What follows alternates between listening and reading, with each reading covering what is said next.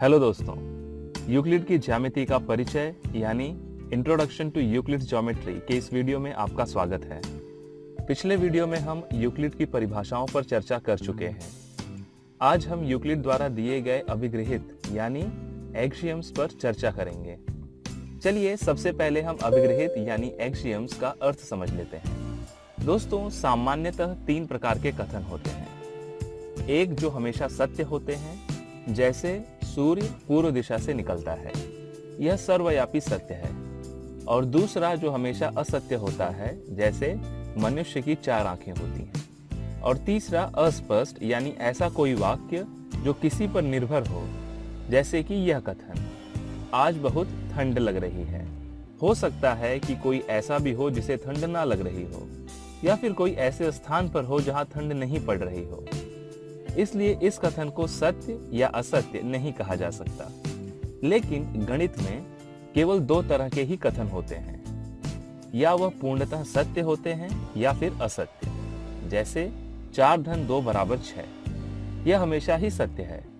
और 4 धन 2 बराबर 8, यह हमेशा ही असत्य। सत्य कथन के भी 2 वर्ग होते हैं। पहला जो बिना सिद्ध किए सत्य मान लिया गया हो, यानी सर्वव्यापी सत्य, जैसा कि हमने देखा 4 धन 2 बराबर 6। और दूसरा जिसे साक्ष्य द्वारा सिद्ध किया गया हो, जैसे करनी में 2 एक अपरिमेय संख्या है। और इसके भी 2 वर्ग हैं। पहला जो हर जगह या कह लें कि सामान्यतः गणित की हर शाखा में इसका उपयोग होता है, इसे अभिगृहित यानी एक्सियम्स कहते हैं। और दूसरा जो विशेषतः ज्यामिति से संबंधित हो, उसे अभिधारणाएं यानी पोस्टुलेट्स कहते हैं। अभिधारणाओं पर विस्तार से चर्चा हम आने वाले वीडियो में करेंगे। यहाँ हम यूक्लिड द्वारा दिए गए कुछ अभिगृहितों यानी एक्सियम्स को देखते हैं। चलिए इसकी शुरुआत हम एक कथन से करते हैं। यदि मैं कहूँ, रोहन के पास जितनी किताबें हैं उतनी ही किताबें सोहन के पास भी हैं, और सोहन के पास जितनी किताबें हैं उतनी ही किताबें मोनू के पास भी हैं। दोस्तों, क्या इस कथन से हम रोहन और मोनू के बीच कोई संबंध बता सकते हैं? देखते हैं। मान लीजिए रोहन के पास किताबों की संख्या x है, सोहन के पास किताबों की संख्या y है, और मोनू की किताबों की संख्या z है। कथन के अनुसार रोहन के पास जितनी किताबें हैं उतनी ही किताबें सोहन के पास भी हैं। यानी हम कह सकते हैं कि x y के बराबर है। और दिया है कि सोहन के पास जितनी किताबें हैं उतनी ही किताबें मोनू के पास भी हैं, यानी y z के बराबर है।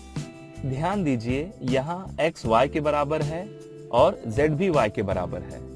दोस्तों, यूक्लिड का पहला अभिगृहित यही कहता है कि वे वस्तुएं जो एक ही वस्तु के बराबर हो, वह एक दूसरे के भी बराबर होती हैं। इसलिए यहाँ x और z बराबर होंगे। यानी हम यह कह सकते हैं कि रोहन के पास जितनी किताबें हैं उतनी ही किताबें मोनू के पास भी हैं।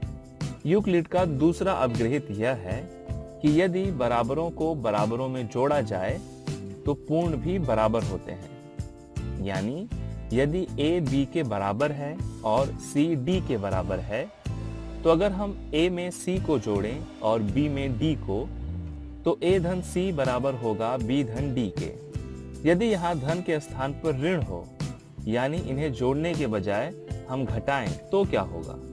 दोस्तों थोड़ा सोचिए, क्या तो भी ये बराबर होंगे? जी हाँ। यूक्लिड का तीसरा अभिगृहित यह है कि यदि बराबरों में से बराबरों को घटाया जाए तो शेषफल भी बराबर होते हैं। यानी a ऋण c b ऋण d के बराबर होगा। यूक्लिड के चौथे अभिगृहित के अनुसार वे वस्तुएं जो परस्पर संपाती होती हैं, वे एक दूसरे के बराबर होती हैं। संपाती यानी सर्वसम, या फिर कह लें कि एक ही हो तो वो एक दूसरे के बराबर होती हैं।